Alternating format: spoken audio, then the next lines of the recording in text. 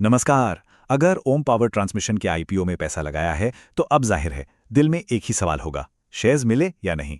IPO तो खत्म हो चुका है और अब बस अलॉटमेंट का इंतजार है। तो आइए आज इसी सवाल का जवाब ढूंढते हैं और देखते हैं कि पूरी प्रक्रिया आखिर है क्या। यही वो सवाल है जो इस आईपीओ में अप्लाई करने वाले हर एक निवेशक के मन में घूम रहा है। पैसा तो ब्लॉक हो गया, बोली भी लग गई, लेकिन अब आगे क्या होगा? चलिए इसी का पता लगाते हैं। और अच्छी बात यह है कि अपना अलॉटमेंट स्टेटस चेक करने का कोई एक तरीका नहीं, बल्कि तीन ऑफिशियल तरीके हैं। हम एक एक करके तीनों को समझेंगे ताकि किसी को भी कोई दिक्कत ना हो। तो शुरू करते हैं पहले तरीके से।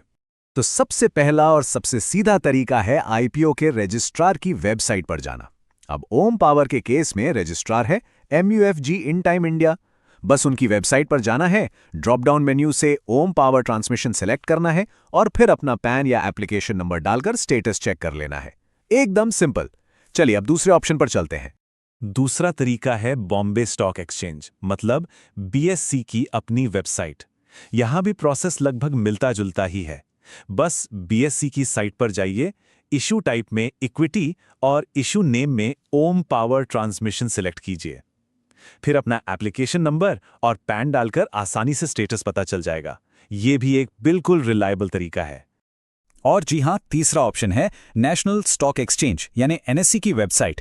यहां आपको वेरीफाई आईपीओ बिड्स सेक्शन में जाना होगा और फिर वही अपना एप्लीकेशन नंबर और पैन डालकर स्टेटस चेक कर सकते हैं। तो अब ये तो पता चल गया कि स्टेटस कैसे देखना है, पर सवाल यह है कि अलॉटमेंट मिलने के चांस आखिर थे कितने। देखिए, अलॉटमेंट मिलेगा या नहीं, इसका सीधा सा हिसाब किताब इस बात से जुड़ा है कि आईपीओ को लेकर मार्केट में क्रेज कितना था, मतलब कितने लोगों ने इसके लिए अप्लाई किया। तो चलिए अब जरा उन नंबर्स पर नजर डालते हैं जो हमें पूरी कहानी बताएंगे। जरा इस टेबल को देखिए, ये इस आईपीओ की पूरी कहानी बयां कर रहा है। पहले दिन ठीक ठाक रिस्पॉन्स, दूसरे दिन भी मामला थोड़ा ठंडा ही रहा, लेकिन खेल हुआ तीसरे और आखिरी दिन। तस्वीर एकदम से बदल गई और इशू करीब करीब 3 गुना सब्सक्राइब हो गया।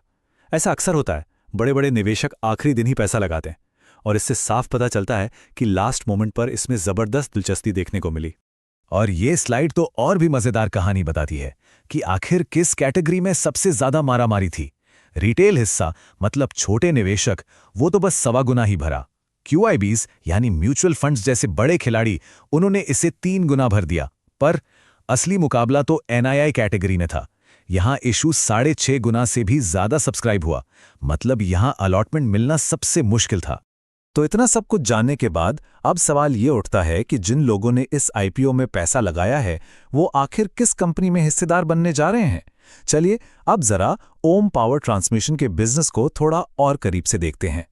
तो देखिए, ओम पावर ट्रांसमिशन सीधे शब्दों में कहें तो एक EPC कंपनी है जो पावर ट्रांसमिशन का इंफ्रास्ट्रक्चर बनाती है। मतलब ये पावर लाइनों और सब स्टेशनों को डिजाइन करने से लेकर सामान खरीदने और उन्हें बनाने तक का A to Z सारा काम करती है। तो कंपनी का ट्रैक रिकॉर्ड कैसा है जरा देखिए। 14 साल से ज्यादा का तजुर्बा है इस फील्ड में। 1000 किलोमीटर से ज्यादा की ट्रांसमिशन लाइनें बना चुके हैं और अब सिर्फ गुजरात तक ही सीमित नहीं है, बल्कि राजस्थान और पंजाब जैसे दूसरे राज्यों में भी अपने पंख फैला रहे हैं। ये सब मिलकर एक काफी मजबूत ट्रैक रिकॉर्ड की तरफ इशारा करता है। अब जरा इस नंबर पर गौर कीजिए, लगभग 750 करोड़ रुपए। ये क्या है? ये है कंपनी की ऑर्डर बुक। मतलब कंपनी के हाथ में भविष्य के लिए इतने का काम पहले से ही कंफर्म्ड है। और इससे क्या होता है?